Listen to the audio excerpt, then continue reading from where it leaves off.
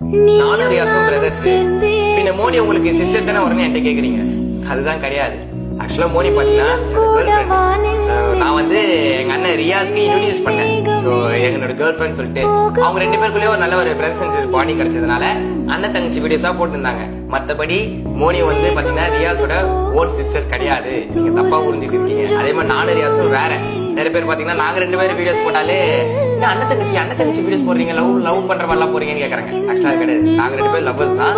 எங்க அண்ணனுக்கு வந்து நான் இன்ட்ரோடியூஸ் பண்ணனால பிரதர்ஸ் அண்ட் சிஸ்டரா பழகுறாங்க. அவ்வளவுதான். மத்தபடி நீங்க எதுவும் கன்ஃபியூஸ் பண்ணிக்க வேண்டாம். இப்போ உங்க டவுட்லாம் கிளியர் ஆயிடுச்சுல? இதுக்கப்புறம் அண்ணன் தங்கச்சினா நானும் ரியாசம் பண்ணுவோம், ஹஸ்பண்ட் ஒய்ஃப்னா நானும் பேச பண்ணுவோம். அது ரெண்டு